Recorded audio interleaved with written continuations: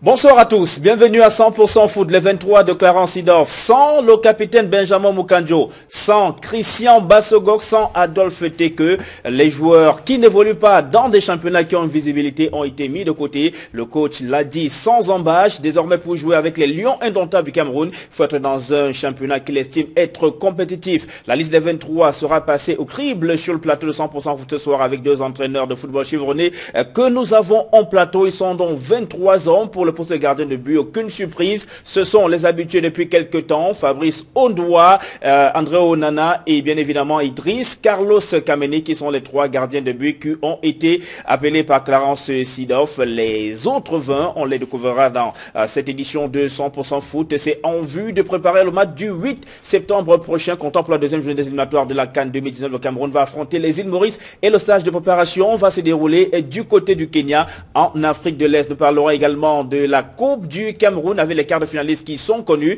4 clubs du championnat Elite 2 et 4 clubs du championnat Elite 1. Partage parfait pour les combinaisons des quarts de finale qui seront connues certainement à l'issue du tirage au sort qui sera effectué ce mardi au sein de la Fédération camerounaise de football à Yaoundé. Nous revenons également sur la rencontre qui s'est tenue en milieu de semaine dernière entre le ministre des Sports et de l'Éducation physique et certaines légendes du football camerounais avec pour objectif d'associer ces anciennes gloires à l'organisation de la CAN 2019. François Ngomo, bonsoir. Bonsoir Sylvestre. Vous êtes entraîneur de football en Belgique, mais au Cameroun depuis quelques temps. Vous avez été nommé comme membre de la commission ad hoc chargée de la réforme de la direction technique nationale et même aussi de la professionnalisation des équipes nationales de football du Cameroun. Et parlant justement des équipes nationales de football du Cameroun, il y a une actualité qui se veut plutôt forte chez les Lions A.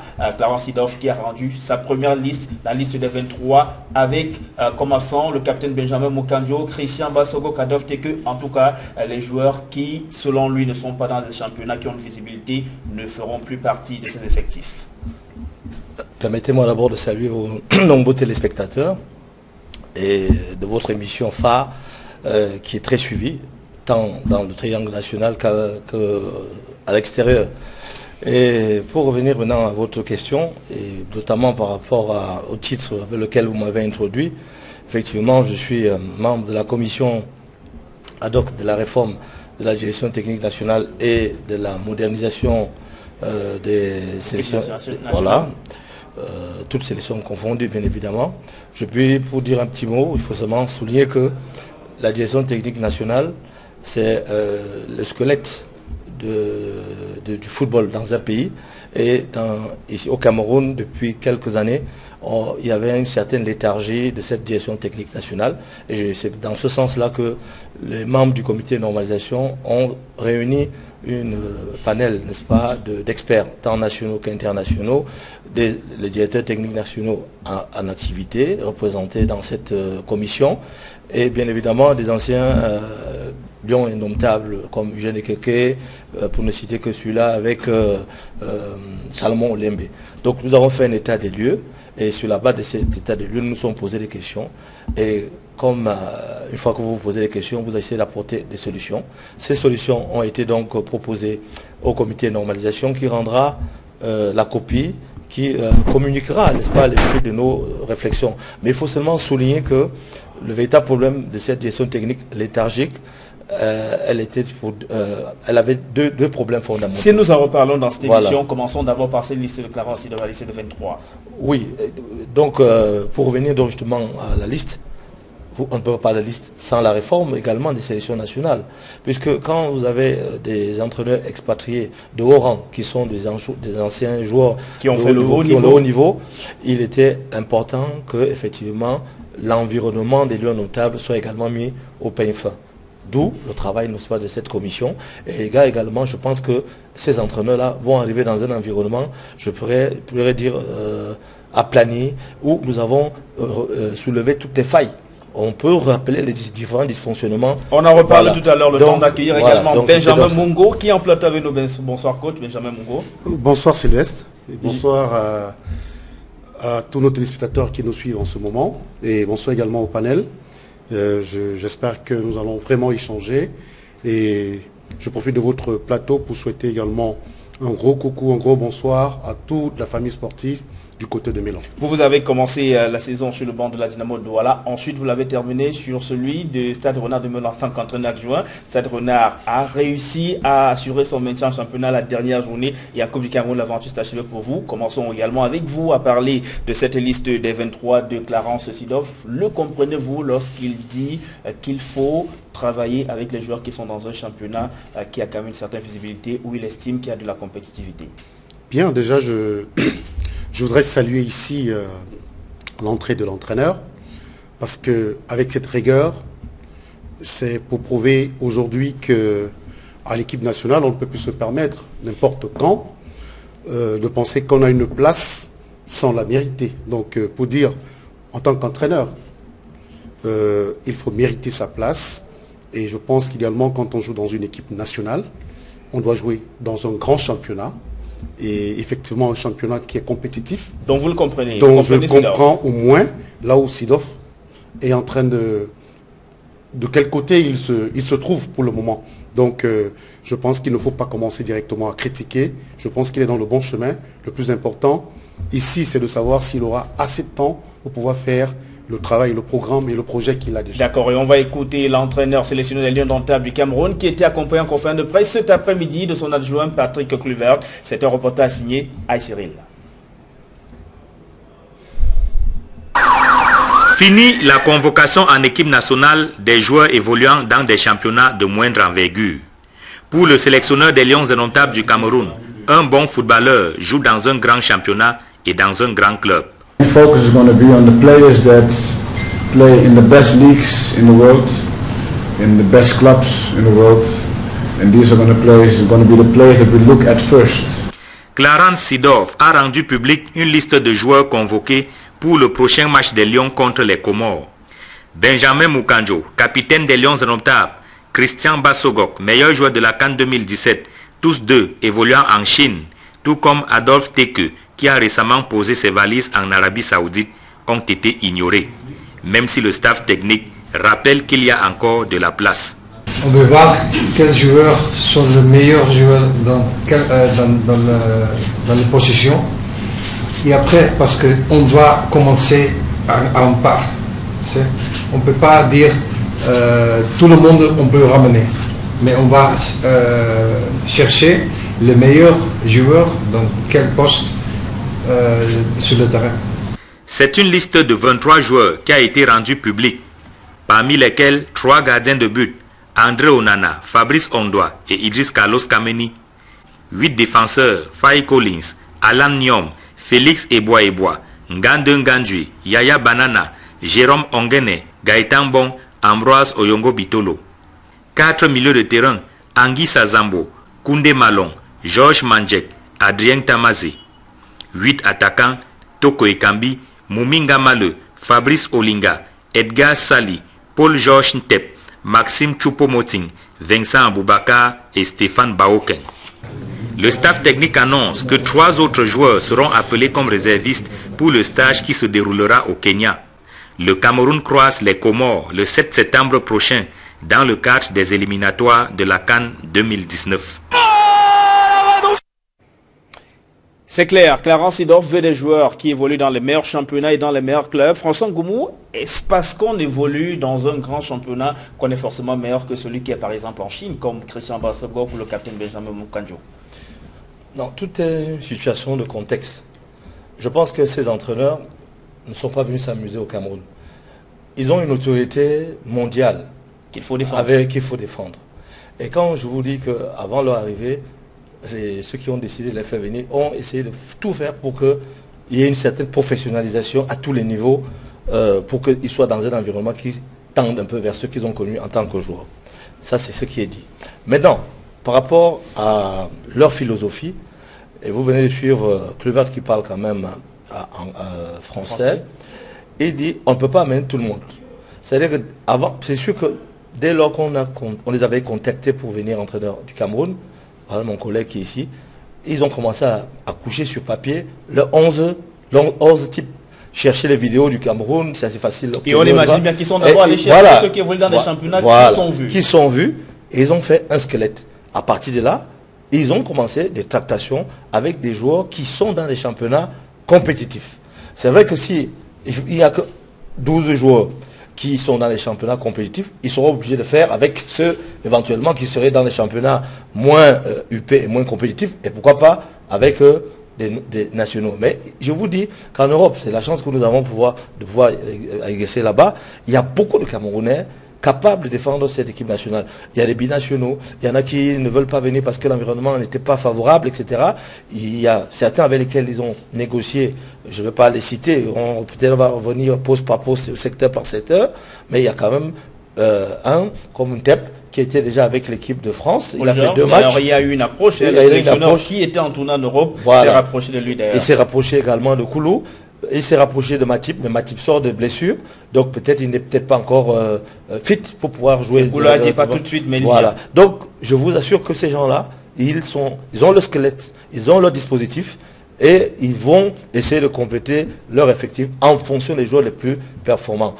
Nous avons la chance que nous sommes déjà qualifiés pour cette Coupe d'Afrique et les matchs comme on le connaît sont des tests et il n'est pas exclu que certains joueurs-là seront vus pour la première fois, seront évalués, et le prochain match permettra encore également d'en voir encore d'autres. Et puis il y a également les dates FIFA que nous devons exploiter pour que justement ils soient prêts. Je crois qu'ils ont un plan de travail bien défini pour pouvoir atteindre leurs objectifs d'ici 8 mois. Benjamin Mongo, est-ce que cette position de Clarence Seedorf rencontre tout de même des limites? Des joueurs forcément qui sont dans des championnats, les meilleurs championnats, et les meilleurs clubs sont-ils forcément les meilleurs? Oui, mais ce que je peux dire, pas forcément les meilleurs, mais nous savons tous que quand un joueur joue dans un championnat qui est de compétitif, on retrouve là également un bon produit. Donc forcément, on ne peut pas dire qu'un joueur qui joue en Chine et celui qui joue en Espagne, ce qui est sûr, on est d'accord que c'est 2 championnats qui ont 2 niveaux différents. C'est clair que Umtiti a définitivement la confiance des Deschamps quand il va au FC Barcelone. Hein. Bon, voilà. Mais maintenant, par exemple, on peut trouver une perle rare, par exemple, au Cameroun, au championnat camerounais. Parce que nous rappelons, en 90, Tato Stéphane, ils étaient nombreux qu'on avait pris. Et Bertin, qu'on a pris au Cameroun, mais c'est des perles rares. Mais pour le joueur actuel, Christian Bassego qui est en Chine, ne fait-il pas partie de ces perles rares? Maintenant, je pense que là, ça dépend maintenant de l'entraîneur. L'entraîneur sélectionneur. Parce que avant de faire les choix, il prend le temps de se renseigner sur ses joueurs, de voir le nombre de matchs qu'ils ont joués, et combien de fois ils ont joué, combien de fois ils ont marqué, au poste où ils jouent. Donc, le niveau de championnat, le niveau du championnat aussi, c'est très important par rapport à la compétition, parce qu'ils sont là pour un résultat immédiat. Je vous rappelle que la CAN va se jouer dans 10 mois. Hein. On peut dire, dans 10 mois maxi, on sera en train de jouer la CAN au Cameroun, parce qu'on joue en juin. Bon, maintenant, est-ce que les objectifs qu'ils ont, et ils sont à court terme? Ça, il faut déjà le dire. Maintenant, par rapport au projet, ils ont signé pour combien de temps? Moi, je pense que déjà 4 ans, par rapport à un projet, nous pouvons compter sur ces entraîneurs-là. Parce qu'ils sont rigoureux, ils savent ce qu'ils veulent. Et à partir de là, déjà, ça commence à donner une identité à l'équipe nationale du Cameroun. On ne peut plus avoir des joueurs qui vont se retrouver n'importe où. Ce que nous avons souvent, on reste là, on dit, il y a un joueur qui se retrouve en Chypre, il y a un joueur qui joue à Dubaï, en Azerbaïdjan, on est en train de l'appeler à l'équipe nationale. Mais ça, c'est n'importe quoi. Moi, je pense qu'ici, au niveau de la rigueur, il faut féliciter ces gens. Mais maintenant, le temps, moi, c'est ça mon problème. Maintenant, par rapport aux joueurs, il n'y a pas de joueurs indispensables. J'ai dit qu'il n'y a pas de joueurs... C'est d'ailleurs pourquoi ils ont indiqué que les portes restent ouvertes. Hein. Voilà, donc les portes sont ouvertes. Et maintenant, il y a la confiance. Et autre chose, la philosophie des entraîneurs. Parce qu'ils ont besoin de joueurs qui rentrent dans leur philosophie par rapport à ce qu'ils attendent et par rapport à leur projet de jeu. Maintenant, on ne peut pas commencer à dire qu'ils ont fait un mauvais choix ou ils ont fait un bon choix. Moi, je dis, pour l'instant, laissons les entraîneurs travailler. Regardons ce qu'ils vont nous apporter. Et le plus important, ce n'est pas Bazoko, ce n'est pas Teke, ce n'est pas Siani. Avant eux, il y a des joueurs. Et je vous rappelle, on pourra trouver mieux que cela. Bien évidemment, hein, ce que nous faisons, c'est une analyse de cette liste des 23 de Clarence Seedorf. Il y a un phénomène qui a souvent pourri l'ambiance dans cette année des Lions indomptables du Cameroun, c'est ce brassard de capitaine. On se souvient du feuilleton Samuel Eto'o, Rigobert Song. Après est arrivé Stéphane Beytouni qui est allé aujourd'hui dans un championnat qui a aussi une visibilité en Ligue 1 en France. C'est un retour pour lui. Il joue cette saison avec le Toulouse FC. Est-ce que Benjamin Mukanjo, qui est en Chine et qui n'a pas été appelé par Clarence Seedorf, est en voie de perdre le brassard de capitaine? Ça peut être un indicateur. Parce qu'il est clair que pour le match contre le Kenya, Clarence Seedorf aura un nouveau capitaine. Je vais dire, le match qui va se préparer, le match contre les îles Comores, qui va se préparer au Kenya. Donc pour ce match du 8 septembre prochain contre les îles Comores, forcément Clarence Seedorf aura un nouveau capitaine. Avant de répondre avec exactitude à votre question, je voulais seulement souligner que le choix du capitaine, en toute objectivité, dépend normalement de l'entraîneur. Mais au Cameroun, on a fait de ce bout de chiffon une affaire politique. Ah oui. C'est ça qui a pourri la tanière. Lorsqu'un entraîneur arrive, il regarde son noyau. Il voit les joueurs les plus compétitifs, parce que vous ne pouvez pas être capitaine et vous n'êtes pas compétitif. Vous devez regarder celui qui est rassembleur, celui qui est capable d'être votre relais au stade et dans l'environnement. Et c'est en fonction de ces critères-là que vous pouvez même prendre le plus jeune. Deschamps a été capitaine dans toutes ses équipes, là où il a joué. Je donne un exemple. Hein. Il n'était pas le plus fort, techniquement, le plus doué, le plus âgé, mais c'était un leader. Et au niveau du Cameroun, on a vu des joueurs, pas les plus talentueux, être capitaine de l'équipe. Donc, les critères, honnêtement, c'est d'abord l'entraîneur. C'est l'entraîneur qui sent son noyau, qui sent son groupe et peut décider en fonction de sa philosophie et de son envie et de choisir un capitaine avec lequel il pourra s'appuyer, sur lequel il pourra s'appuyer pour atteindre ses objectifs. Pour revenir sur le cas de Mukanjo, c'est vrai, les entraîneurs, on ne veut pas dire qu'ils ont menti. Ils ont dit désormais, il faut jouer dans les championnats compétitifs. On le concède. Et je peux aussi vous donner une information que Mukanjo s'est blessé. Hein, des informations que j'ai. Mukanjo est un peu souffrant, un peu comme je vous ai dit, on ne voit pas Matip. Pourquoi? Parce qu'il est sort de blessure. Et puis, je vais vous dire, c'est certes, monsieur mon frère me disait que le temps est court, mais un coach doit avoir à peu près une liste de 40-45 joueurs. Ah ouais. Et il y a certains qui doivent tester. Donc je ne peux pas dire que Mukanjo est complètement sorti de l'équipe. Mais puisque Mukanjo ne fait pas partie de ces, n'évolue pas dans ces championnats. Non, ça, je comme le veut l'entraîneur. Oui, lui il le dit. Mais je peux aussi souligner que ceux qu'il teste et qui jouent dans les championnats les plus relevés, il peut s'avérer que ces gars-là passent à côté. Il y a des non-nèmes qui ont été appelés en non-nèmes au niveau des Lions. Il peut arriver que ces joueurs ne puissent pas donner satisfaction. Et c'est pour ça qu'ils ont laissé quand même. Il faut écouter entre les lignes, que les portes ne sont pas fermées. Ils n'ont pas fait comme certains ont dit, tels joueurs sont déjà bannis. Ils ont dit, les portes sont ouvertes. Ça veut dire que priorité aux joueurs compétitifs, mais ça veut dire que les joueurs du championnat camerounais, la porte peut également être... Mais en fait, ça c'est mon analyse. N'est-ce pas une façon là de donner la chèvre, de tenir la corde lorsqu'ils disent que les portes ne sont pas fermées, mais en même temps, le sélectionneur affirme qu'il a besoin des joueurs qui évoluent dans des compétitions, dans les meilleurs championnats et les meilleurs clubs. Je suis d'accord avec lui parce que pour un entraîneur, les portes ne sont jamais fermées, surtout qu'on est encore, il est encore à 10 mois. Et autre chose, un joueur peut être dans un championnat compétitif, mais il n'a pas le temps de jeu. Et quand il appelle ce joueur, il constate qu'il s'est un peu trompé. Et l'entraîneur n'a pas le droit de ne pas revenir souvent sur ses décisions. Parce que l'entraîneur peut se tromper comme tout le monde. Donc, mais maintenant, seulement les chances de se tromper doivent être minimes, doivent être minces. Donc pour dire quoi? Pour dire que les portes sont ouvertes. Certes, mais maintenant, le choix, les critères de jouer des championnats compétitifs, moi je salue d'abord ça. Je le salue. Maintenant, on peut être dans un petit championnat, on a le temps de jeu, et il a le temps de regarder.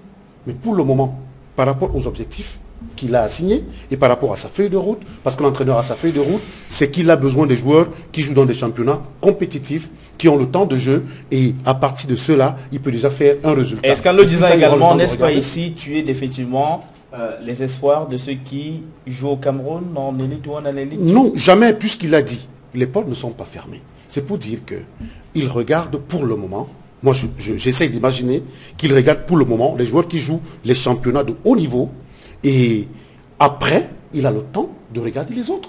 par exemple, pour compléter, il est un sélectionneur. pour compléter son groupe. Oui, il est sélectionneur camerounais. Ça veut dire qu'il a le temps de regarder le championnat professionnel du Cameroun. Il recherche un noyau d'abord qui veut constituer peut-être. Pour le moment. Et il a le temps de regarder déjà au Cameroun et ensuite même dans ces petits championnats. Pourquoi? Parce que dans ces petits championnats, il peut trouver un joueur qui a le temps de jeu et qui a beaucoup de talent, un peu comme Mukanjo. Et pourquoi pas les autres? Christian Bassogok. Voilà. Alors commençons la lecture, l'analyse de cette liste poste par poste. On commence par les gardiens de but. Ils sont 3. C'est ceux qui sont habitués à venir dans la tanière depuis quelques mois maintenant. Il y a André Onana, il y a Fabrice Ondoa. Fabrice Ondoa, il faut le dire, a joué son premier match en première division depuis qu'il est professionnel. C'était mercredi dernier avec Ostende. Il a été titularisé dans les buts. Depuis qu'il avait été appelé chez les Lions Indomptables, il n'était que dans les clubs de seconde division. En Espagne, il a joué en Segunda Division. Il n'était même pas titulaire.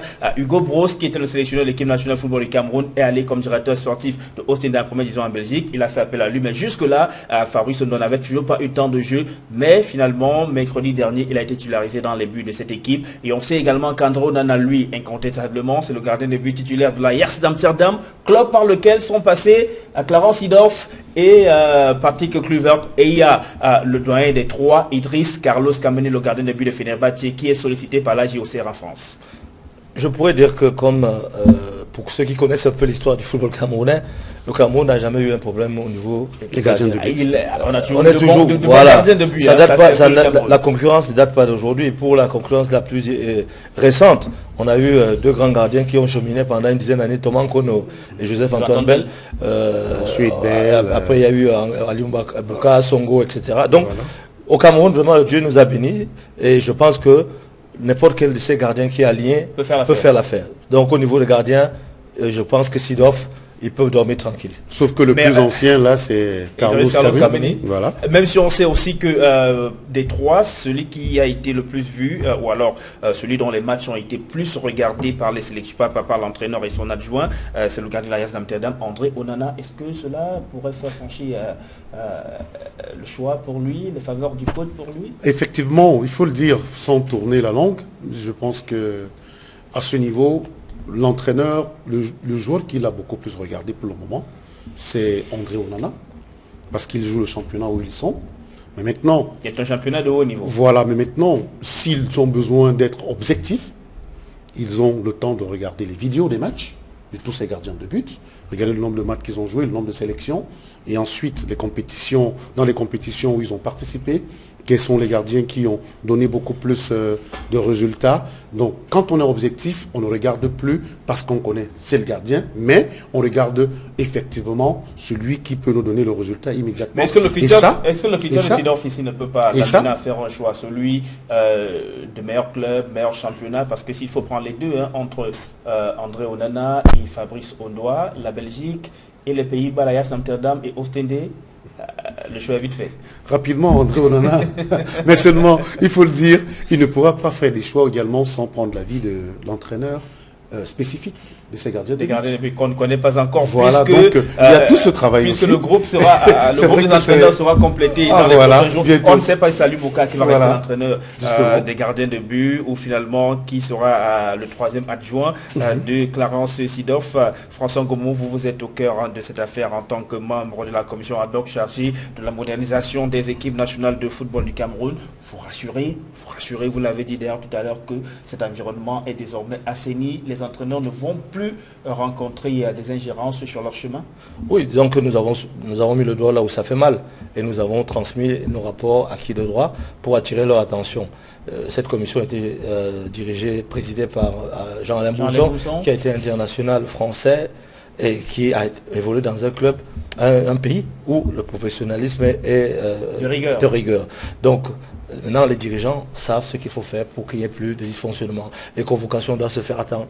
Par exemple, on a proposé qu'effectivement les entraîneurs viennent communiquer les listes comme ça se fait en Europe et à les expliquer. Vous voyez, maintenant là, les entraîneurs viennent, alors qu'avant c'était pas ça. Il y avait des entraîneurs qui envoyaient les listes par fax, vacances, hein, et l'envoi par fax, etc. Ou c'était le secrétaire général qui communiquait les listes. Donc il y a certains dysfonctionnements qui vont complètement disparaître pour vraiment mettre ces entraîneurs dans le rassurant là.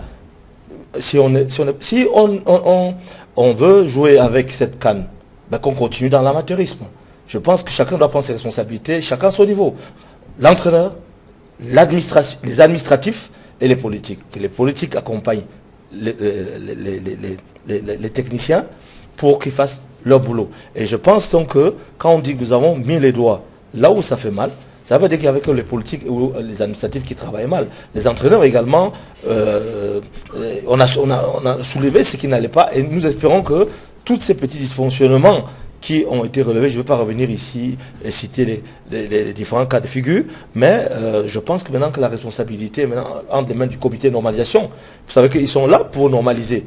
Quand on dit normaliser, ça veut dire qu'il y a plein de choses qui n'allaient pas, il faut les remettre aux normes.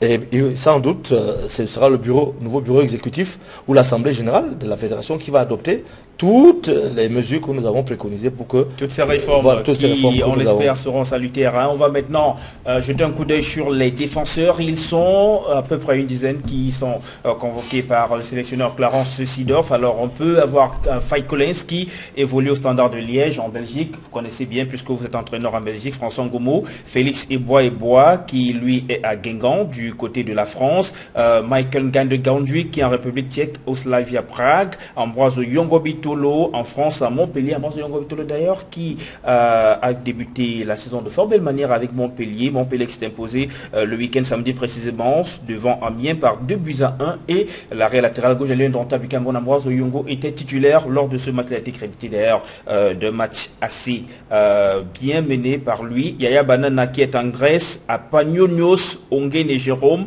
en Norvège, au Red Bull Salzbourg, Gaëtan Bon en Angleterre, à Binghamton qui a d'ailleurs fait également un bon début de saison, à Alanium qui est parti à Leganés, il n'est plus en Angleterre, il est à Leganés maintenant. Alors ces défenseurs-là, Benjamin Mongo, Faye Collins, un habitué, il était à la CAN au Gabon, dont il est champion d'Afrique. Pareil pour Michael Ngande-Gandui, Ambroise Yongobito aussi. En tout cas, il n'y a que ces trois-là qui étaient à la Coupe d'Afrique des Nations disputée il y a un an, un peu plus d'un an maintenant au Gabon. Les autres sont convoqués depuis pas mal de temps également maintenant. D'abord par Hugo Boss, ensuite par Alexandre Bellinga. Mais il y a un tout nouveau, Jérôme Ongene, Gaëtan Bon qui signe son retour, à l'Agnom également qui est un habitué de la tanière. Cette défense vous convainc?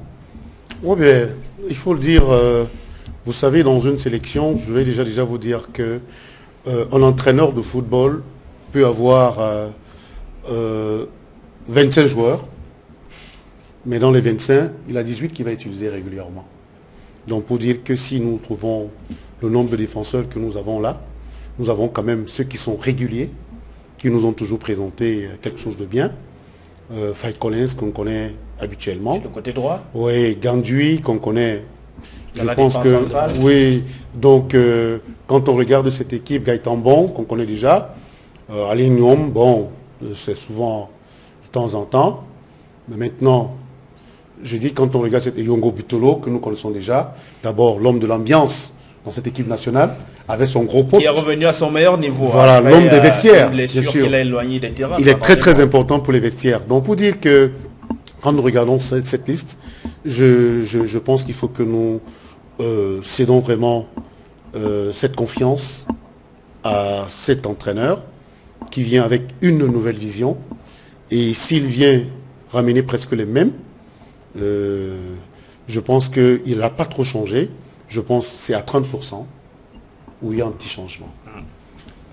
Sangomo, oui, défense. Oui, disons que c'est comme dit M. Mbongo. Lorsque l'entraîneur arrive, même s'il s'appelle Seedorf, il y a quand même au Cameroun des gens qui connaissent le football, qui connaissent leur équipe nationale et qui connaissent les joueurs qui ont été avant lui. C'est-à-dire que même les yeux fermés, sur la base de la compétitivité, des résultats et des performances, on peut se jeter à l'eau et dire que Faye, avec tout ce qu'il a montré sur le flanc droit, est un peu en avance par rapport à Alain qui a arrêté, je crois, en 2014 après la Coupe du Monde au Brésil. Il est revenu quelques et quand il revient, quelques matchs, donc peut-être les entraînements seront déterminants pour savoir qui sera titulaire. Oyongo était blessé, il revient. Gaëtan Bon était aussi latéral gauche, et il revient. Mais il y a un titulaire indiscutable à l'axe central. Ngadui Gade à l'axe central, là franchement, il faudrait un miracle qu'il ne soit pas titulaire. Et puis alors il y a Yaya Bayana, moi j'étais au dernier match de Beauvais, Yaya Banana a joué. C'est quelqu'un qui est jeune, il a été un junior, donc c'est quelqu'un qui ne sort pas de nulle part. Ça peut être donc lui qui pourrait être là à l'axe central avec Ngadui. Et le jeune Jérôme Ongene qui n'a pas encore été appelé. Félix et Bois n'ont pas encore, leur état de service sont, je dirais, presque néants, mais ça peut être une surprise du chef. On se souvient en 1982, Jean-Vincent a décidé de mettre Jules Onana, l'officier, non, Onana, il s'appelait Onana, on l'appelait Panka, à la place de Noumélia qui avait été titulaire pendant toute la compétition. Donc l'entraîneur peut décider, pour une raison ou une autre, d'éjecter son nouvel homme, mais par rapport aux certitudes que nous avons qui suivons cette équipe nationale, on dit Faye c'est une certitude, Ngadui c'est une certitude, Yaya Bahana qui est en train de pousser peut être aussi une solution à l'axe central et peut-être il reste peut-être une place à prendre. Milieu de terrain, il y en a parmi eux qui ont été plutôt heureux durant le marché des transferts qui est encore ouvert jusqu'à la fin de ce mois d'août dans plusieurs pays européens. Zambo Franck Anguissa, l'ancien secrétaire de l'Olympique de Marseille, aujourd'hui à Fulham en Angleterre, figure parmi les 23 de Clarence Seedorf. Georges Constant Mandia qui lui est au Maccabi Haïfa du côté de l'Israël, bien évidemment. Tamezé Adrien à Nice en France, c'est sa première convocation chez les Lions indomptables. Koundé Malon, on a habitué également à le voir depuis un moment. Il a Mayence en Allemagne. Sali Edgar qui fait également son retour, le sociétaire de Nuremberg du côté de l'Allemagne également. Oui, ben, je pense que c'est presque la même chose. Hein. Rien n'a trop changé. Déjà, les trois autres, on les connaît. Pierre Malon, Anguissa, qui nous a présenté des très très bons matchs lors de la CAN, et Georges Mandiek également, qui nous a présenté des très bonnes prestations. Je pense que le seul nouveau, c'est celui qui est plus bas là, qui est convoqué pour la première fois. Donc, Tamzé. Donc, mais maintenant, comme nous l'avons dit, vous savez, il y a une fois, le chantre nous avait fait la détection d'un certain nombre de joueurs au Cameroun qu'on ne connaissait pas. Mais pour la première fois, quand on les a vus, ils nous ont présenté des très très bonnes choses. Je vous rappelle même le moment d'Eto, je pense que c'était Claude Leroy, si je ne me trompe pas. Voilà, donc pour dire que ces nouveaux joueurs peuvent nous présenter quelque chose, mais seulement, je reviens encore là-dessus, est-ce qu'on pourra voir toutes ces choses lors de la CAN en 10 mois? Non.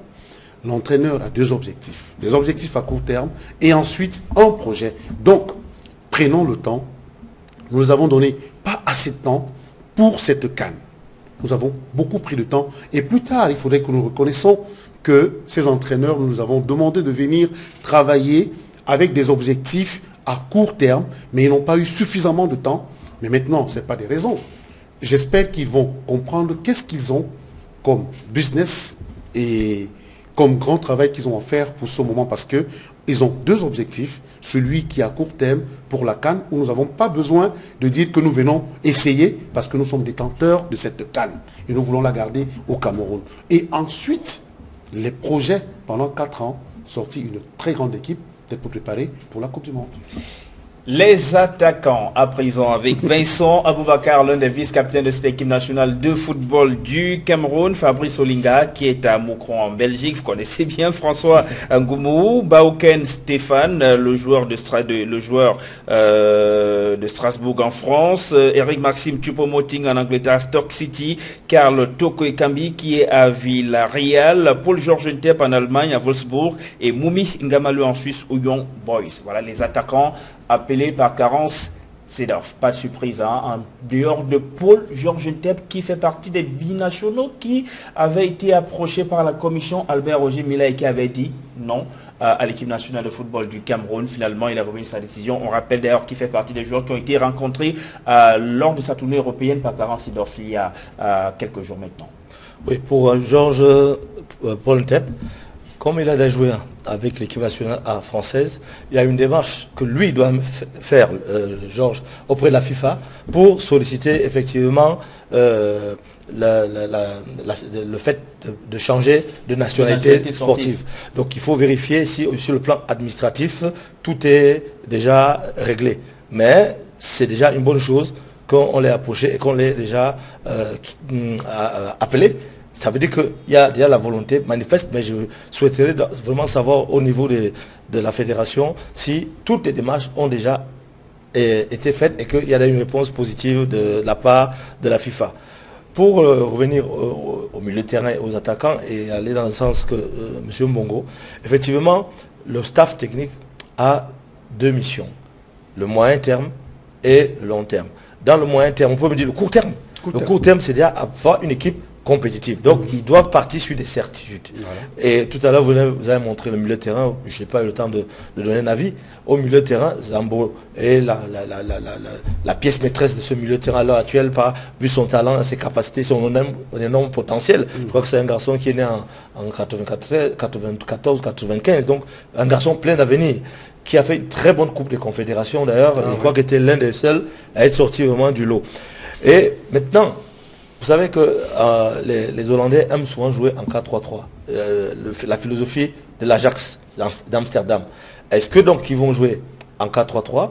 Est-ce qu'ils vont changer de dispositif en fonction des éléments qu'ils ont sous la main? Et ça me permet justement d'arriver maintenant avec les attaquants.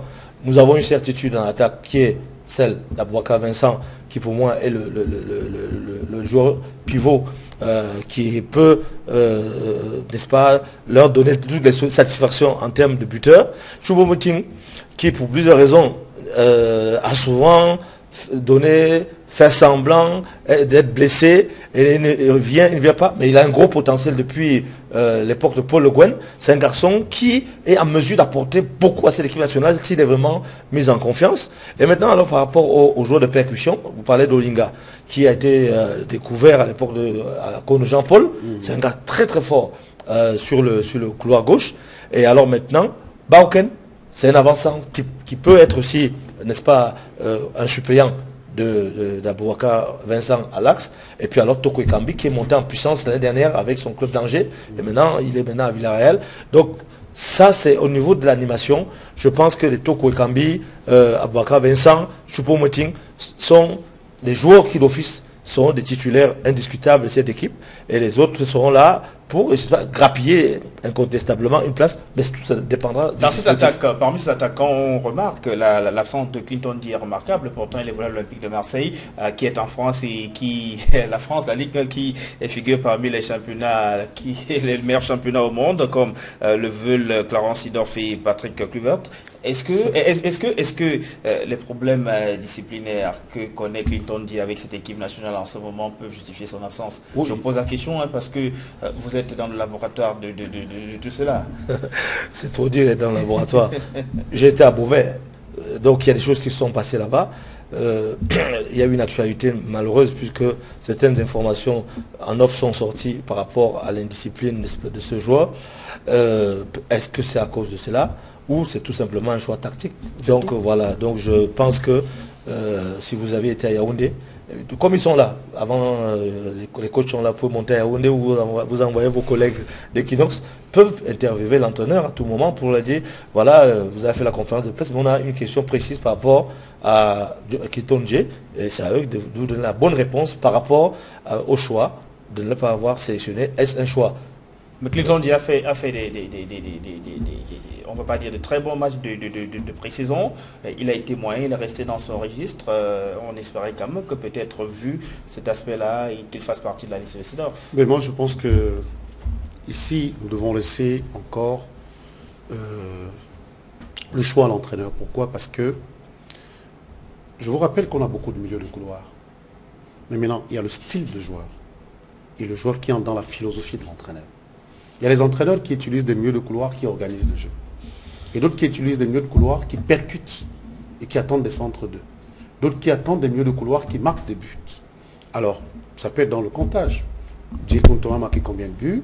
Pour eux, donc je dis, tout ça entre dans la philosophie de l'entraîneur. Pour l'instant, je ne veux pas parler du côté des disciplines, mais je reste uniquement sur le côté tactique, sur le plan tactique, au niveau de la philosophie de l'entraîneur.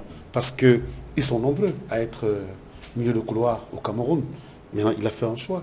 Parfois, on a souvent laissé Tongo Kabi, on a pris Clinton John. Donc, cette fois-ci, ceux-ci ont choisi celui-là et ils l'ont fait attendre. Donc, pour le moment, je ne pense pas que la liste est fermée, comme ils ont dit. Il y a encore du temps. Ils peuvent au fil du temps voir et dire ok, ici je pense qu'on s'était un peu trompé, on peut revenir. D'ici juin 2019, date à laquelle va se jouer la CAN que va organiser le Cameroun, il est certain que les listes qui vont se succéder auront forcément des changements. Hein. À peu près, vous qui êtes entraîneur de football, avec moi ici en plateau, à peu près à quelle période on pourra voir se dégager définitivement le groupe de Clarence Seedorf avant cette CAN? Déjà en septembre, nous jouons un match qu'on peut appeler officiel dans le cadre des éliminatoires, des matchs pour du beurre pour nous. Après septembre, il y a les dates FIFA qui sont là, je crois, au mois de février ou mars. Pour finir. Et voilà, il faudrait donc tout faire, n'est-ce pas, pour qu'il y ait des matchs amicaux de haut vol, de haute facture. Parce que sans faire insulte, n'est-ce pas, aux Comores, je ne pense pas que là, vraiment, ce soit des confrontations qui puissent mettre Seedorf en difficulté et tester réellement son équipe. Donc il faudrait qu'au mois de février-mars, qu'ils choisissent une équipe de très très haut vol pour déjà affiner, n'est-ce pas, leur mise en place. Et bien évidemment, directement, il y aura encore 1 ou 2 matchs de qualification et puis nous serons déjà dans la compétition. Mais par rapport aux listes, c'est tout le temps en mouvance. Mais on dit souvent en entraînement, le bilan critérologique, c'est quoi? C'est-à-dire que vous avez un éventail de joueurs à votre disposition. Et c'est en fonction de ces joueurs que vous faites votre dispositif. Parce que votre dispositif, certes, vous pouvez dire, voilà, je vais jouer en 4-3-3, mais si vous n'avez pas dans le pays ou dans le club où on vous a affecté, des joueurs qui peuvent jouer dans ce registre. Vous êtes obligé de vous adapter. Et mon formateur en 3e année à l'école de Belgique disait, l'entraîneur était magicien, il doit tout le temps s'adapter. Vous avez prévu un entraînement et puis vous arrivez, il pleut. Voilà. Vous êtes obligé de changer et de faire un entraînement peut-être plus intense ou physique parce que justement la pluie s'est amenée, sauf si bien évidemment il y a un match le lendemain. Donc c'est un entraîneur s'adapte toujours en fonction des circonstances. Un entraîneur qui ne sait pas s'adapter n'est pas un bon entraîneur. Donc ceux qui ne sont pas appelés aujourd'hui doivent simplement continuer à travailler. Continuer à travailler et attendre. Parce qu'on peut leur appeler à tout moment. Il faut qu'ils comprennent qu'ils sont des officiers de réserve. Les officiers de réserve, c'est comme des militaires.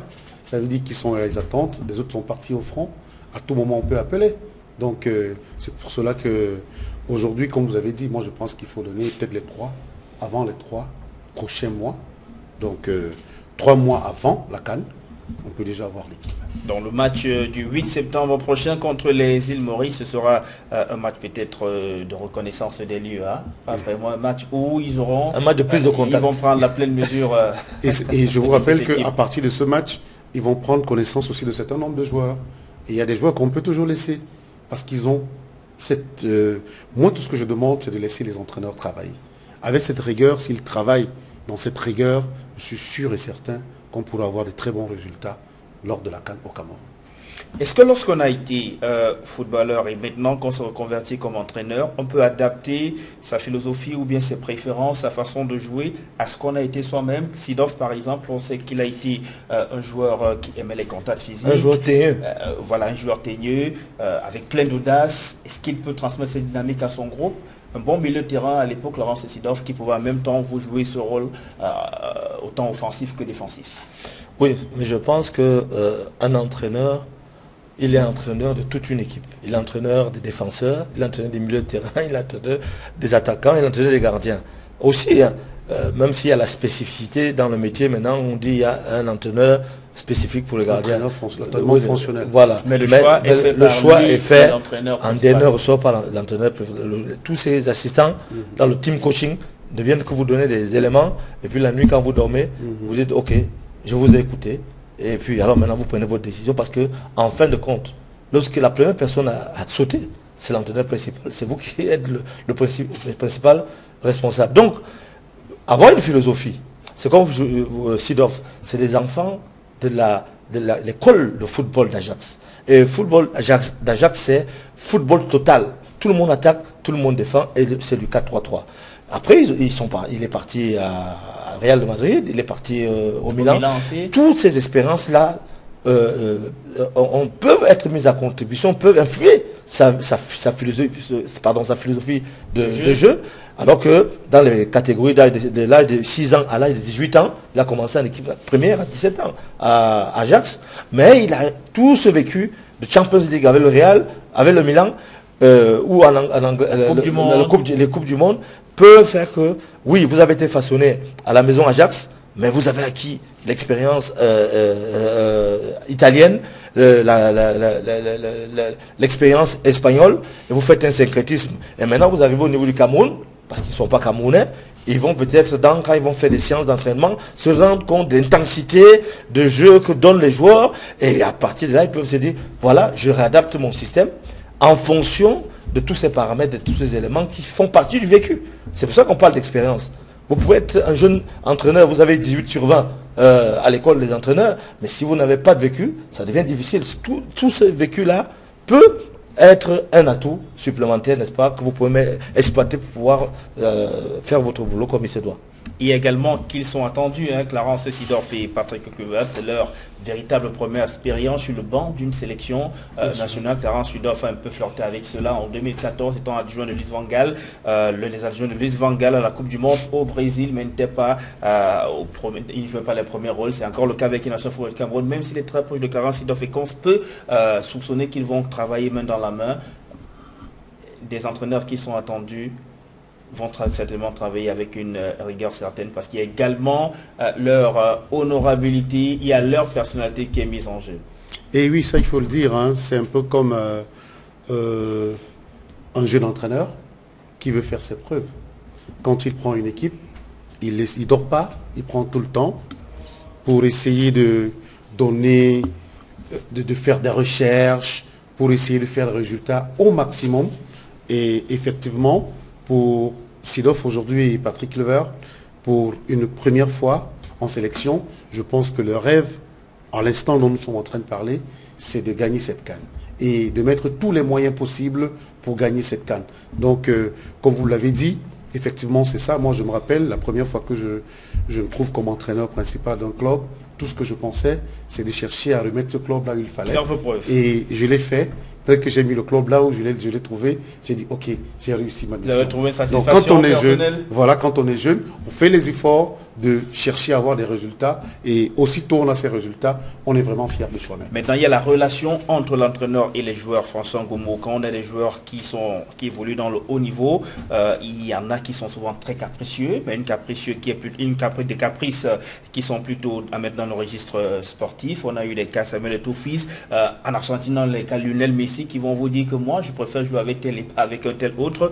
Maintenant, quand on s'appelle Clarence Seedorf, est-ce que on a face à ces joueurs, à l'équipe nationale, ils vous voient différemment de comment est-ce qu'il peut voir Hugo Bros, qui n'a peut-être pas eu le même vécu que vous, le même parcours que vous lorsque vous étiez footballeur? Encore que Hugo Bros a été quand même international belge. Il a joué une Coupe du Monde. Donc quand un non-aime Camerounais vient pour manquer de respect à quelqu'un qui a des professionnels dans son pays, 3 fois champion avec son club et jouer une Coupe du Monde, c'est manquer de respect. On ne peut pas inviter un joueur à manquer de respect à l'entraîneur. L'entraîneur, quel qu'il soit le cas, un jeune, nous sommes des éducateurs. Un entraîneur est d'abord un éducateur. Donc on invite les enfants à respecter leur éducateur, leur entraîneur. Pour revenir à votre question, le problème du Cameroun, ça a souvent été le vestiaire. Égo surdimensionné. Ce n'est pas Ngoumou François qui le mentionne. En 2010, un ministre de la République, ministre des Sports, rentre d'une compétition et dit « Nous avons échoué il fait son rapport. En coupe du Monde à cause du vestiaire qui était pourri et l'ego surdimensionné des joueurs. Les gens n'ont pas voulu travailler ensemble. Pour éviter cela, un entraîneur peut donc se rendre compte que voilà, pour réussir mon objectif, ben, je coupe des têtes. Je me sépare de certains joueurs qui ne peuvent pas entrer dans mon moule. Aimé Jacquet l'a fait en 98. Deschamps vient de le faire récemment. Avec les cas Benzema. Voilà. Donc Seedorf qui a faim, de même que Kluivert, s'il se rend compte qu'il y a des joueurs qui veulent les empêcher d'atteindre leur objectif, leurs têtes sont... Ils vont couper les têtes. Ah oui. C'est tout ce que je pourrais vous dire. Ça, c'est certain. Ça, c'est certain. Effectivement, il faut le faire. Parce que je vous rappelle, tout ce qu'on fait, tant qu'il n'y a pas de discipline, même dans votre métier de journaliste, si vous n'êtes pas discipliné, vous n'allez pas réussir. Donc, effectivement, c'est la même chose au vestiaire. Vous avez besoin de joueurs qui vont garder un bon état d'esprit dans les vestiaires, qui sont intègres, qui s'acceptent Et comme vous l'avez demandé, est-ce qu'on va demander à tel joueur de jouer avec tel? Non. L'entraîneur a le temps de discuter avec chaque joueur. Monsieur, je vais t'utiliser. J'ai besoin de toi pour tel nombre de temps de jeu. Je vais t'utiliser pour 90 minutes. Ou alors, parfois, je vais t'utiliser pour 60 minutes. Ou peut-être pas à ton poste habituel ou alors dans pas ton club. À ton poste habituel. Je vais t'utiliser ici parce que tu entres dans la philosophie de ce que j'attends. Qu'est-ce que tu penses? Si tu ne peux pas, je te mets à côté. Je prends celui qui peut le faire. Je pense qu'avec les joueurs professionnels également, ils sont disciplinés. Comme ils sont disciplinés, s'il n'y a pas de discipline, parce qu'on est professionnel, on veut faire marcher comme on veut. Je vous rappelle que ça a été le cas de l'Argentine en Coupe du Monde, là. Vous avez vu toute cette indiscipline a fait en sorte que l'Argentine ne pouvait même pas faire des résultats. Donc pour dire que quand on arrive à ce niveau, comme il a dit, on coupe les têtes parce que l'entraîneur doit être patron de toutes les vestiaires. Quand vous ne maîtrisez plus votre groupe, vous n'êtes plus entraîneur de football. Et maintenant, pour sortir de cette équipe des Lions indomptables du Cameroun, la relation entre le banc, la Fédération camerounaise de football et le ministère des Sports et de l'Éducation physique. Oui. On sait aussi souvent que ça a été l'un des problèmes qui ont empêché à cette équipe nationale véritablement de s'épanouir, les ingérences. On impose des joueurs aux sélectionneurs, il y a des injonctions qui viennent du ministère, de la présidence parfois. Vous êtes membre du comité ad hoc chargé de la modernisation des équipes nationales de football du Cameroun. Est-ce que ça fait partie des choses que vous avez proposées qu'elles cessent, François Ngoumou? Vous dire non, ce serait vous mentir. Comme on vous l'a dit dans l'entame, on a dit que nous avons fait un état des lieux et les dysfonctionnements que vous venez de souligner, ça veut dire que vous êtes bien imprégné des réalités de notre tanière. Et cela ne nous honore pas. J'ai parlé du vestiaire, donc on a d'abord ciblé les joueurs. Eux-mêmes ont une responsabilité. Maintenant au niveau des administratifs. Mais le chef de l'État a quand même résolu ce problème avec le décret de 2014 oui, sur la gestion des équipes nationales de football Cameroun. Pour faire simple, le chef de l'État a dit, je donne l'argent, j'envoie des régisseurs pour contrôler mon argent, parce que bon, nous sommes dans un pays où l'argent du contribuable, c'est façon de parler, du Cameroun. Oui, du Cameroun, mais la gestion technique revient donc à la Fédération camerounaise de football. Et le ministre qui est donc en fait le régisseur, pour pouvoir contrôler cet argent qui est mis pour permettre à l'équipe d'avancer. Alors, si chacun fait sa partition, il n'y aura jamais de problème. Mais alors, il y a ce qu'on appelle le chevauchement de compétences qui ont souvent engendré des incompréhensions qui ont été de nature, n'est-ce pas, à envenimer le cadre. On se souvient du Bruxelles Gate. Pour le Bruxelles... C'est seulement à cause de ce genre de problème. Non. Pour le Bruxelles Gate, on peut dire que c'est j'ai pas un mot de l'incompétence. Oui, puisque si vous ne choisissez pas un bon régisseur, un bon organisateur de match, eh bien, bien évidemment, cela retombe sur les gens qui ont le choix. Il y avait un problème de gestion de facture et on n'arrive pas à s'accorder entre C'est justement pour ça que je dis, c'est pour ça que il faut choisir un régisseur, lui donner un cahier de charge. Et lorsque vous donnez un cahier de charge, il est très facile de voir s'il l'a respecté ou pas. Mais lorsque vous donnez la mission à un régisseur et vous-même vous ajoutez, vous complétez la délégation avec des amis, des copains, etc., le régisseur, peut-être que lui, lorsqu'il négocie un match, il faut savoir comment ça se passe. Le monsieur qui négocie le match, il a une facture. Il soumet à la fédération, il dit, ok, cet argent-là, c'est bon, il y a une quote-part qui revient aux joueurs, une quote-part qui revient à la fédération, et puis il y a un nombre de personnes qui doivent être prises en charge. Donc ce régisseur, d'après les informations que j'ai pu avoir par rapport au Bruxelles Gate, ça veut dire que lui, il a fait ce qu'il avait à faire, mais il y a eu un nombre supplémentaire d'individus qui étaient dans l'hôtel et qui souhaitaient être pris en charge. Délégation pléthorique, justement aussi, on sait que ça pourrit l'ambiance. Donc, Hugo Bross d'ailleurs s'en est plein.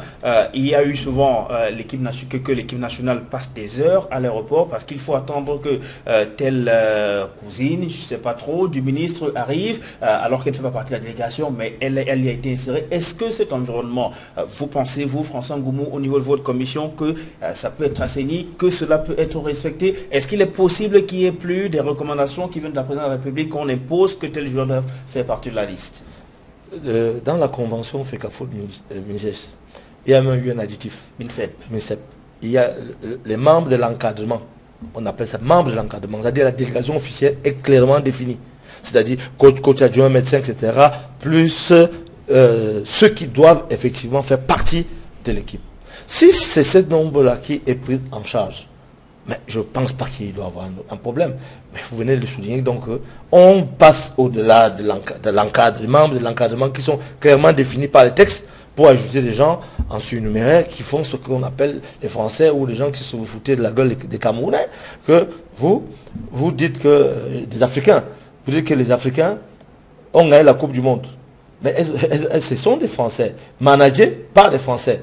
Il est certain que si cette équipe nationale française avait été confiée à un management africain, n'est pas sûr que vous aurez gagné. Tout simplement pourquoi? Parce que vous ne professionnalisez pas l'environnement autour de vos sélections. C'est juste pour dire quoi? Cet environnement amateur doit s'arriver au professionnalisme des joueurs et des entraîneurs qui sont là. Et je pense que nous ne pourrons qu'aller vers des victoires dans le futur.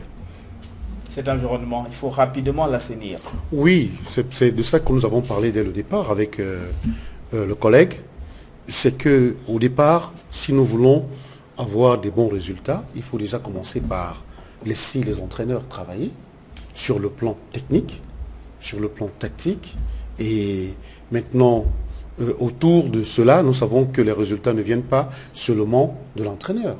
Et l'administration a également son travail à faire. Donc, celui de donner tout, comme il a dit tout à l'heure, les politiques doivent donner tous les moyens, accompagner le staff technique à faire des résultats. Lui laisser les mains libres. Voilà, les mains libres, à faire le bon travail.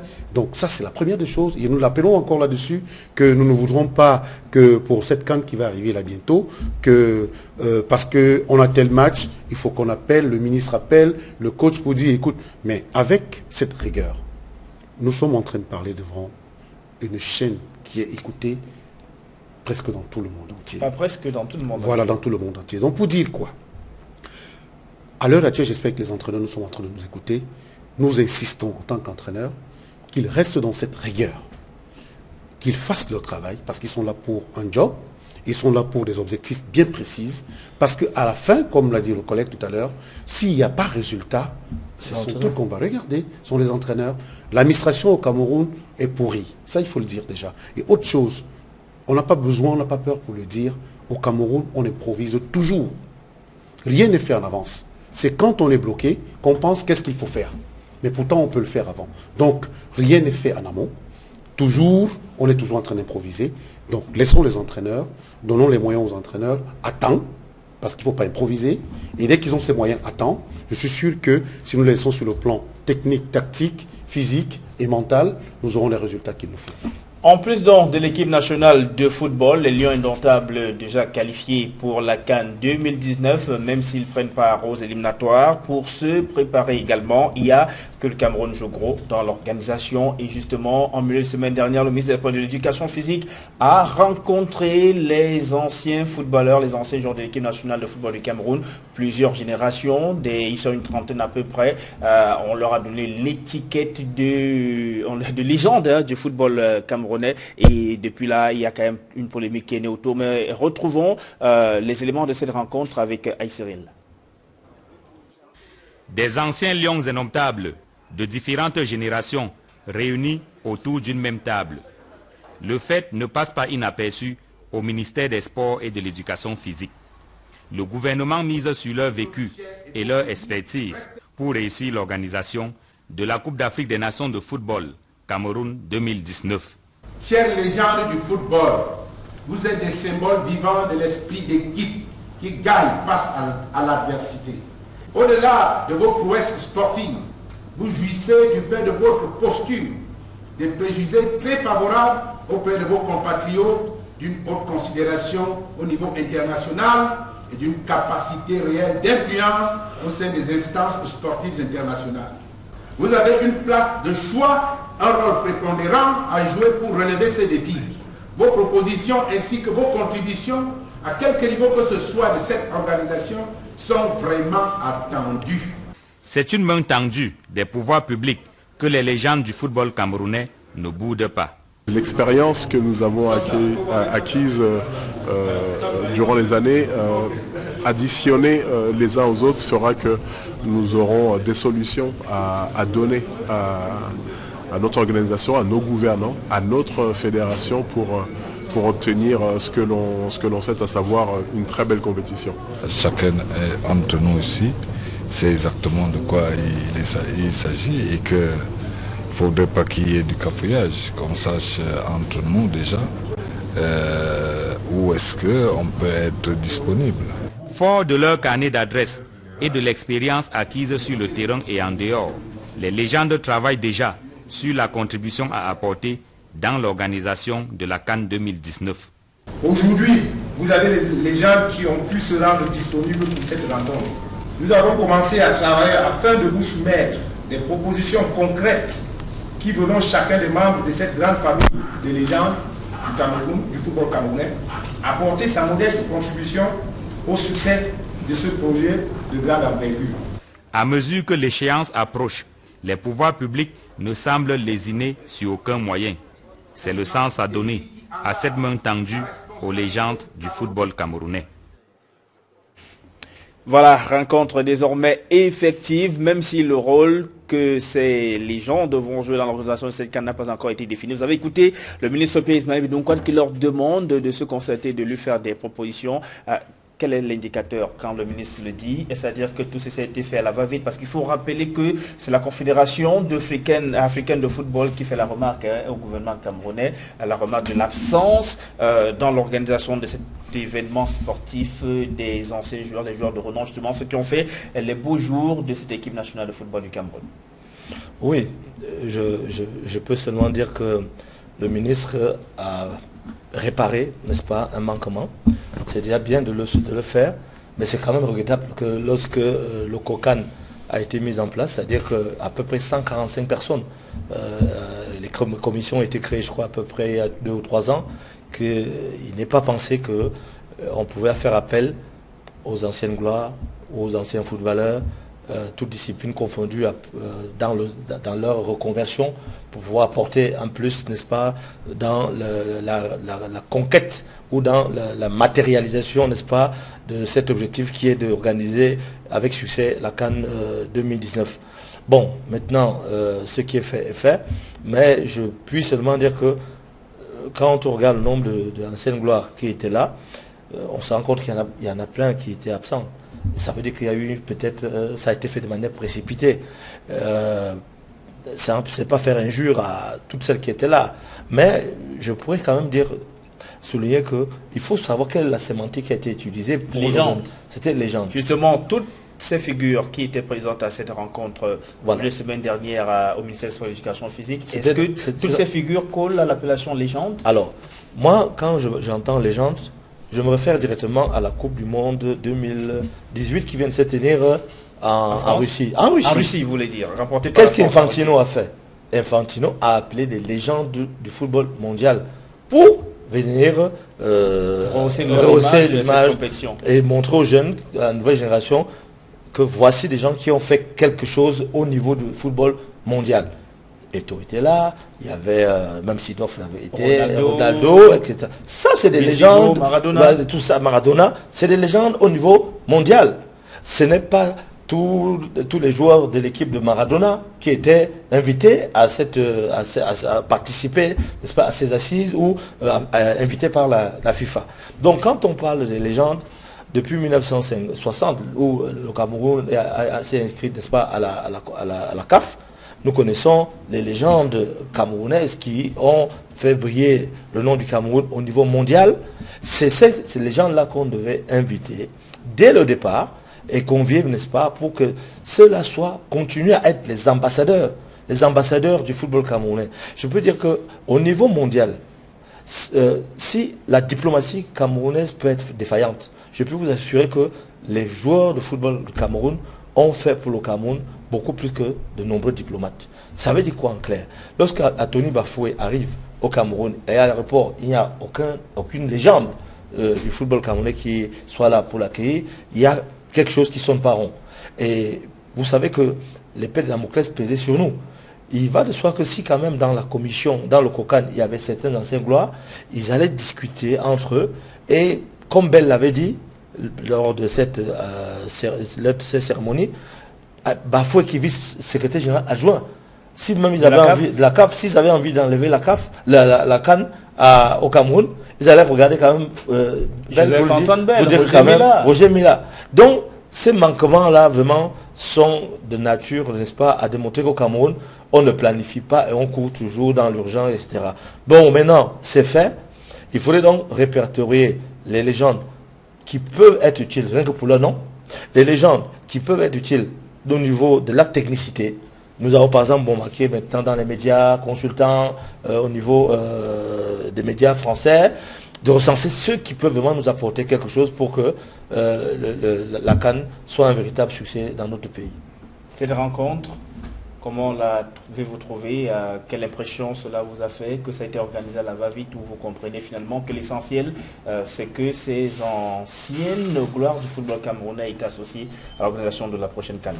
Oui, je vais commencer déjà par parler des gloires. D'abord, gloire et légende. Mais maintenant, au Cameroun, ce que je sais, c'est que effectivement, on n'a jamais respecté nos anciennes gloires. Voire plus, les légendes, comme vous l'avez dit. Les légendes, c'est des gens qui ont laissé une histoire positive. Les gloires, ceux qui ont essayé de porter les couleurs nationales de ce pays. Et aujourd'hui, ils sont oubliés, on les retrouve là. Pourtant, nous savons dans les autres fédérations, on fait les efforts de leur trouver une place dans le football. Parce qu'on dit le football. À un moment, le chef de l'État l'avait dit, le football au footballeur, le journalisme au journaliste. Donc, pour dire que chacun devrait être dans son métier. Aujourd'hui, quand j'écoute le grand frère parler, le collègue, je pense qu'ils sont en train d'entrer dans un travail de réflexion pour essayer de nous sauver de cette impasse-là.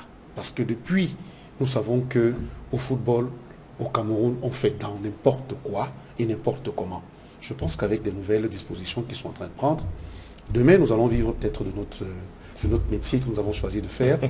Déjà, je vous dis merci pour le travail que vous êtes en train d'abattre. Et je pense qu'avec le temps, ça a été fait toujours comme nous l'avons dit, à la va-vite. Rien n'est planifié en avant.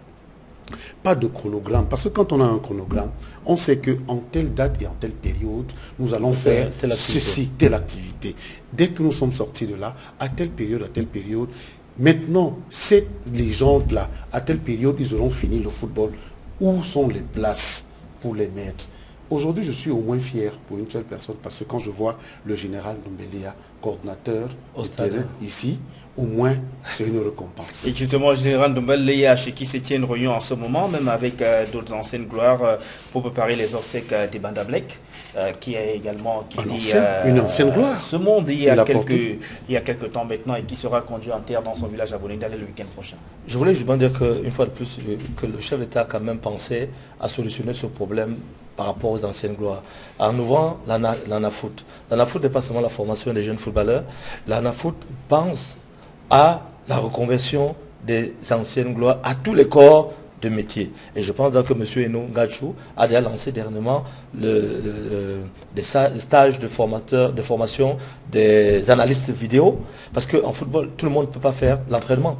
L'entraînement, il y a une certaine science, il y a un minimum de bagages intellectuels qu'il faut avoir, il y a la science et l'anatomie qu'on doit maîtriser. Mais il y a d'autres métiers liés autour du football qui seront enseignés à l'ANAFOOT et il faudrait donc que l'ANAFOOT communique davantage vis-à-vis des anciennes gloires via leurs syndicats pour que les anciennes gloires, ou pendant leur carrière, pendant qu'ils sont encore actifs, choisissent et dès qu'ils achèvent leur activité de footballeur, puissent donc intégrer directement les différents cycles de formation que l'ANAFOOT va offrir. Et là, ça permettra donc de les insérer plus rapidement. Parce que c'est bien beau de dire on convoque les anciennes gloires. Mais s'il y a aussi des anciennes gloires qui ne peuvent rien apporter au niveau, que ce soit au niveau didactique ou intellectuel, il faudrait que ces anciennes gloires soient formées et ce sera beaucoup plus facile de les intégrer. Et c'est pourquoi il fallait y penser un peu plus tôt. On va marquer une courte pause et juste derrière on parle des activités de vacances, les activités sportives précisément autour du football, appuyées par Orange Cameroun. À tout de suite.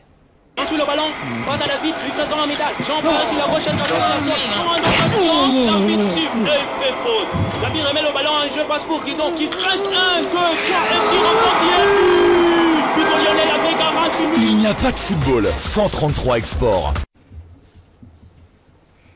Voilà donc comment se passent les vacances avec Orange Cameroun. On parle à présent de la Coupe du Cameroun. Les huitièmes de finale ont été bouclés le week-end dernier. Les quarts de finalistes 8 au total sont connus. Nous vous proposons les images du match qui a opposé à Fédéral du Noun à Renaissance de Ngomo. Renaissance de Ngomo qui a infligé une lourde défaite à Fédéral du Noun, battu 6-0. Le match s'est disputé durant le week-end du côté de Limbébel. Victoire de Renaissance de Ngomo, 6-0 sur Fédéral du Noun. Renaissance de Ngomo poursuit dans l'aventure en Coupe du Cameroun. Le club de l'élite, tout cas d'ailleurs assuré son maintien, va jouer les quarts de finale de la Coupe du Cameroun.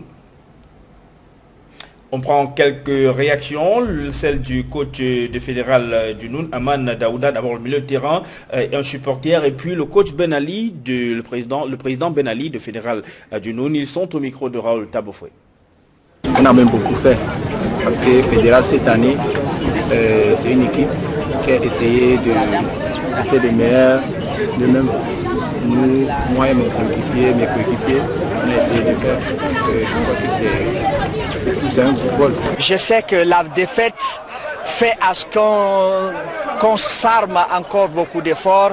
Il est vrai que le score a été très lourd, nous-mêmes nous sommes tellement dépassés, mais je pense que l'échec nous donne ou ça nous encourage par rapport à la préparation. J'ai été déçu par le classement de mon coach. Tellement différent de ce que je connais, vraiment c'était le premier échec. À un moment donné, j'ai demandé à mes supporters de s'éteindre parce qu'on était déjà abattu à un niveau qu'il ne fallait même pas prononcer un mot. Oui, donc c'est une histoire que nous avons voulu aller au-delà. Notre part de la Coupe du Cameroun, c'est limite au 8e, et j'en suis fier. L'histoire tiendra que je suis le plus jeune président du Cameroun que le monde du football n'ait jamais connu. Donc c'est quand même une histoire. Jeune président, à quel âge? Oui, 32 ans. L'année prochaine, nous allons essayer de nous améliorer pour voir ce que le bon Dieu va décider. Jean Kanga a inscrit un triplé lors de cette rencontre remportée par Renaissance de Ngomo, 6-0. On va l'écouter, on va également écouter le coach du club, Michel, Georges Ndongo et Alex Ouna, le président de Renaissance de Ngomo, toujours au micro de Raoul Tabofoué. Tout à fait normal que je sois, ou encore nous soyons très enchantés parce que nous avons gagné 6-0. Un match qui était très difficile au début, mais après on a pu prendre le dessus sur l'adversaire et tout ça c'est grâce au travail que le coach Ndongo nous donne ces jours-ci. Donc j'ai fait un triplé, ça c'est grâce au travail de la semaine. Chaque match a une façon de l'aborder et ce n'était pas facile. Il venait de battre Fida Brudi de Bamenda qui va en Elite One, ce n'est donc pas une balade de santé, il fallait se préparer pour que... Bon, les gars ont mis de bonnes dispositions en place, je crois que c'est ça qui est suffisant. Si on peut encore gagner un match seulement, ce serait une bonne chose, on verra ce que le sort nous réservera et on ne peut pas prédire l'avenir, on n'est pas des dieux pour dire ce qu'on fera demain. C'était un très beau match et je pense qu'il faut encourager ces jeunes qui se sont donnés, qui ont eu de l'envie et de la détermination. Nous voyons en train de saluer le chef de l'État. Au quart de finale, vous savez, on peut rêver, hein, et c'est 2 matchs à jouer. Donc je pense que nous sommes de ceux qui sont, nous sommes vraiment en plein pour aller le plus loin possible. Voilà, des réactions au micro de Jacquino Molon et Raoul Tabofoué. Le match Edding Sport de la Ligue qui est New Star de Douala s'est achevé sur une victoire d'Edding Sport de la Ligue qui est 2-1 sur les nouvelles étoiles de la capitale économique du Cameroun. New Star de Douala est donc éliminé de cette compétition dont le club détient pourtant le trophée. Ce sera un nouveau vainqueur de la Coupe du Cameroun cette saison puisque New Star qui détient le trophée a été éliminé, battu 2-1 par Edding Sport de la Leki. Et on retrouve une fois encore des réactions au micro de nos reporters. Félicitations à tous mes coéquipiers puisque ça n'a pas été un match facile. Vous savez, New Star est le tenteur du titre. Donc cet après-midi, nous avons fait tomber. Donc félicitations à toute l'équipe et au groupe parce que le match a été vraiment très difficile pour nous. Bon, malheureusement, J'ai marqué ce but qualificatif, donc je tire un très grand coup au chapeau à l'entraîneur qui a fait, je dirais, le coaching payant, puisque ça a vraiment payé. Guidon qui est rentré, fait la passe de but et j'ai fini l'action. Donc il a tiré vraiment un très grand coup au chapeau et je pense que nous allons arriver en finale, puisque ce match c'était, je dirais, la route que nous puissions y arriver. Nos amis de New Star, c'est le vainqueur 2017. Je crois que Eding voulait grandir un peu. On n'avait jamais joué le quart de finale. Je crois qu'on voulait franchir un cap pour s'excuser de notre performance cette saison à nos milliers de supporters. Je crois que nous avons grandi en coupe. Et merci à Dieu, merci au staff technique, l'un des meilleurs au Cameroun, et merci aux enfants qui ont joué un beau football. Jean suit le ballon, passe à David, lui présent en métal. Jean passe sur la prochaine l'arbitre siffle et fait faute. L'arbitre remet le ballon en jeu, passe pour Guidon qui presse un que KMD remporte. Il n'y a pas de football sans 33 Export. 33 Export, supporter numéro 1 du football.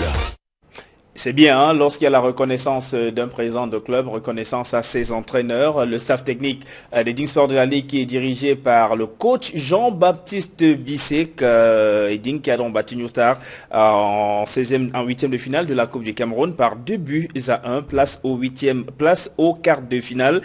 Mais avant peut-être de refermer cette émission, on va proposer une affiche jouée du côté de Tiang, une histoire du Honkam qui passe des jours plutôt heureux après avoir été réhabilité en Elite One suite à la rétrogradation de Bamoutou Sport Club de Douala.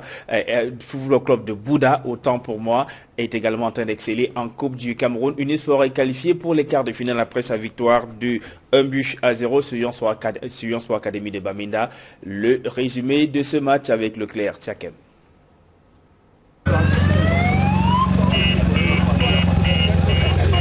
Après une fin de saison tumultueuse en championnat Elite One 2017-2018, Unisport du Honkam ambitionne désormais accrocher une nouvelle étoile de la Coupe du Cameroun sur sa tunique sang et jaune. Malgré la fugue de 8 de ses titulaires pour ce 8e de finale, le flambeau de l'Ouest a su tirer son épingle du jeu en dominant son adversaire du jour Yon Sport Academy en 1-0. Le salut de l'équipe de la région du Soleil couchant intervient à la 15e minute sur coup du pied arrêté d'une trentaine de mètres bien enveloppé par Terence Gankam.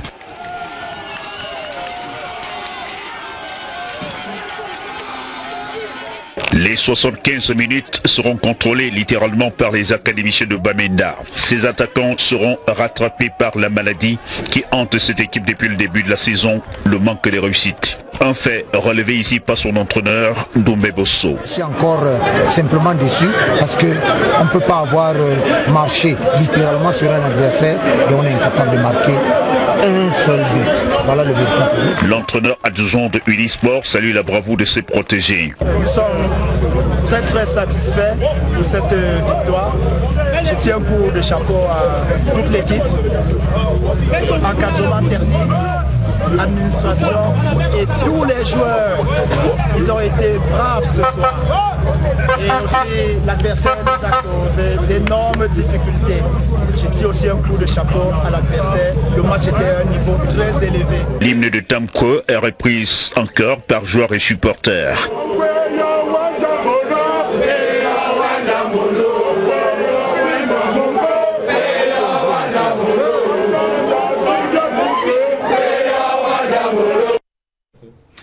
La joie de rester en Elite One, même si ce n'était pas sur le terrain, hein, c'est une décision administrative.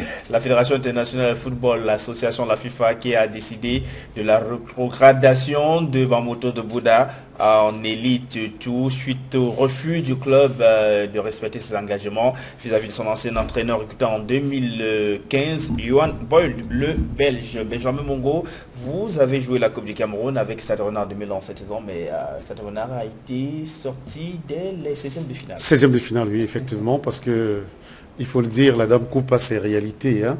Et nous avons été sortis également par un tout petit. Bon, mais comme on le dit habituellement, il n'y a pas de petit en coupe. Parce que quand une équipe arrive déjà au 16e de finale, elle a certainement éliminé beaucoup de grands clubs. Je pense que nous nous sommes retrouvés dans cette saison où on n'a pas gagné de match à Yaoundé et sur le même terrain, le terrain d'Odja. Bon, je pense que c'est le sort qui a voulu que nous sortons à ce moment et que nous nous retrouvons avec ce club. Mais il faut le dire, la coupe a ses réalités. Aujourd'hui, avec ce qu'il reste, nous ne savons pas qui va gagner cette coupe. Mais on peut déjà prendre Eding. Mais le vainqueur est déjà sorti. On peut déjà prendre, le vainqueur est déjà sorti, donc on peut prendre déjà Eding comme improbable. L'Union, qui n'était pas là l'année dernière, qui est sorti au 32e. Aujourd'hui, ils sont déjà au quart de finale. Donc, Unisport qui est repêché. Il faut faire très attention avec les clubs qui sont toujours repêchés. Et ensuite, TKC, que j'ai vu jouer. Ils ont très beau football. Donc, ceux qui vont trouver TKC sur leur chemin, qu'ils se préparent effectivement, parce que c'est un club qui vient également de monter en Elite One, mais qui joue effectivement bien au foot. Donc les autres également, comme nous l'avons dit, en coupe, tout le monde peut présenter quelque chose. Vous avez vu par exemple avec Bonabéry FC l'année dernière, où on enlevait tous les grands. Donc c'est effectivement la réalité de la coupe. Il y a 4 clubs du championnat Elite 2 et 4 championnats Elite 1 qualifiés pour les quarts de finale. La Coupe du Cameroun, vous en savez quelque chose, hein, puisque parfois vous partez de la Belgique pour venir donner un coup de pouce au club camerounais. Vous avez travaillé avec le club de votre région d'origine d'ailleurs, la Colombe du Sud. La Colombe du Sud qui a été éliminée en 8e de finale, c'était vendredi en ouverture d'ailleurs de cette 8e de finale par Coton Sport de Garoua. Colombe a été battu 2-0. Oui, donc la Colombe a été battue par une très bonne équipe de la Coton. Colombe a su gérer le match pendant 75 minutes et le Coton a haussé le rythme et nos jeunes enfants ont donné le bâton pour se faire battre. Mais disons que c'est une bonne prestation de la part des Colombiens et on pense que l'année prochaine sera meilleure parce que ça fait partie de l'apprentissage. Donc, et hier, j'étais au stade voir Panthère jouer contre UMS. La Panthère aussi est une bonne équipe de l'Etou. Comme quoi, vraiment, au-delà des équipes qui ont été citées là tout à l'heure, je ne sais pas, cette Coupe du Cameroun risque de réserver de grosses surprises. Pas mal de surprises. C'est 4 Elite 1, 4 Elite 2, c'est ouvert.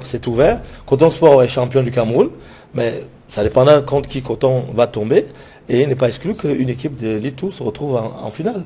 Mais j'ai pu voir près de 4 000 spectateurs dimanche, les supporters de la Panthère d'Undé qui sont là, les clubs populaires, n'est-ce pas? C'est bien de voir les clubs populaires comme ça revenir. Et je juge aussi Panthère arriver à jouer en finale contre Union ou contre Coton. Ce serait une finale. Voilà, ce sera vraiment une fête du sport, une fête du spectacle, parce que c'est d'abord aussi ça le spectacle. On ne peut pas faire le spectacle sans spectateurs. Et les clubs mythiques comme le TKC également qui est en train de revenir, je les salue d'ailleurs parce que vous avez dit mon club d'origine, de ma ville d'origine, je suis originaire d'Akolinga. J'ai été manager général de la Foudre. De la Foudre d'Akolinga. Et j'ai été manager général de la Colombe sportive du Dialabo. J'étais manager, directeur technique du Tonnerre.